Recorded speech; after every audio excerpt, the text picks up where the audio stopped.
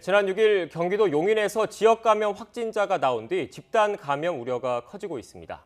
오늘 발표에서 클럽 접촉자 가운데 12명이 추가 확진됐다는 소식이 나왔습니다. 네, 전문가와 함께 이야기 나눠보겠습니다. 대한의사협회 과학검증위원장이신 최재욱 고려대 의과대 예방의학교실 교수님 연결돼 있습니다. 나와 계십니까? 네, 안녕하세요. 최재욱입니다. 네, 자, 경기도 용인에서 29세 확진자와 관련해서 본인 포함 총 15명의 확진자가 발생했습니다. 클럽에서 다수 확진자가 나왔는데 우려했던 게 네. 현실이 됐다, 이렇게 볼 수 있을까요? 네, 그렇습니다. 사실 누구도 바라지 않았지만, 이런 밀접 접촉, 밀폐된 공간에서의 이런 상황에서 발생이 지금, 우려했던 부분이 현실화됐고요. 네. 예. 여러 가지 예상은 했었습니다만, 지역사회 감염으로 전파될까 굉장히 우려스럽습니다. 네, 이제 가장 중요한 게 빨리 추가 감염자를 찾는 게 중요할 것 같은데 어떤 조치들이 필요할 것으로 보이십니까? 네, 지금 방역 당국에서 클럽 세 곳에 대한 이 접촉자분들을 이제 확인하는 과정에 있고요. 네. 물론 지금까지 500명, 600명, 300명 정도의 이제 그 당시 시설을 이용했던 분들 명단 확보됐습니다만 이분들이 다 접촉자는 아니고요. 네. 여기에서 실제 밀접 접촉과 역학조사가 필요한 접촉자를 걸러내는 조사 작업을 하고 나서 최종적으로 격리 대상, 격리 안 해도 되는 분, PCR 검사 양성 확인을 해야 되는 분 이렇게 지금 확인하는 과정에 있습니다. 네. 저희가 그 발표된 클럽과 주점 방문 시간을 함께 보면서 교수님과 얘기를 좀 나눠봤으면 좋겠습니다. 준비된 그래픽이 있을 텐데요. 일단 5월 1일부터 2일 사이에 여러 클럽과 주점을 오간 것으로 알려지고 있습니다. 네. 이날 같은 장소에 있었던 분들은 아무래도 스스로 그 보건소를 찾는 게 중요하겠죠. 네, 그렇습니다.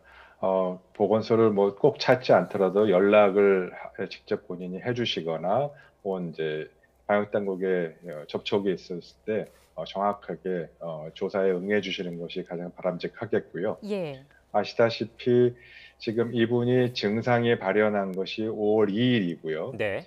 증상 발현 이틀 전인 30일서부터가 감염 우려가 있기 때문에 지금 접촉자를 확인해 나가는 과정에 있습니다. 네. 그래서 30일서부터 확진이 된 6일까지의 동선을 좀 모두 확인해서 지금 접촉자를 확인하고 이 점에 있어서 그 동선에 계셨던 국민 여러분의 협조가 굉장히 중요한 그런 협조 사항이 되겠습니다. 네. 지금 온라인 상으로는 소수자 클럽이라는 등 여러 정보들이 올라오고 있어서 오히려 접촉자가 숨어버리는 거 아니냐 이런 우려도 있는 게 사실이거든요. 어떻게 보십니까? 예, 그 점은 사실 불필요한 이야기인 것 같습니다. 네. 뭐 소수자 클럽이니 뭐 이런 부분이 거의 중요한 내용은 아니고요. 네. 그래서 동선이 정확하면 공개되면 거기에 협조해 주시면 그거로 이제 족할 것 같고요. 네. 너무 불필요한 오해나 이런 부분들은 당연히 있어서는 아니 되겠죠. 예, 그럴 필요는 없다고 봅니다. 네. 예, 그 확진자의 동선을 보면 증상 발현 전후로 해서 연휴를 맞아 많은 장소를 방문을 하지 않았습니까? 증상이 나타나기 며칠 전부터 철저히 확인하고 관리를 해야 할까요? 지금은 이제 방역당 기준으로 보면 48시간입니다. 네.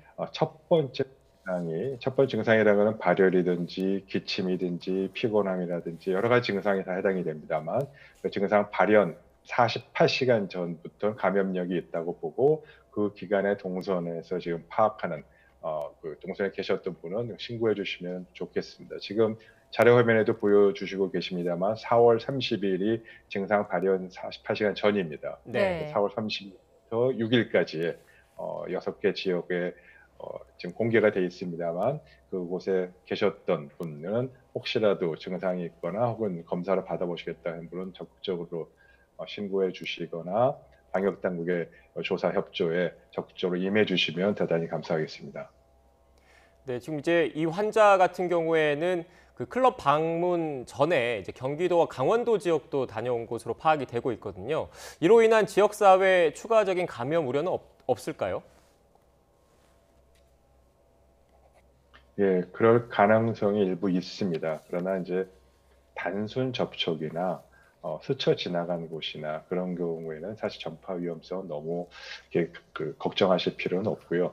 다만 밀접 접촉이라고 할 수 있는 동일한 공간에서 15분 이상 그리고 2m 혹은 1m의 거리 내에 같이 위치한 그런 경우가 이제 감염의 우려가 있기 때문에 그 점에 대해서 너무 우려하시진 않아야 됩니다만 그렇다고 또 안심할 수는 없기 때문에 제 방역 당국이 동선 파악을 정확하게 해서 시간과 거리와 그리고 그 공간에 있었던 많은 사람들을 지금 적극적으로 찾아내는 노력은 하고 있으니까 그 점에 네. 대해서 너무 우려하지 않으셔도 될 것 같습니다. 예.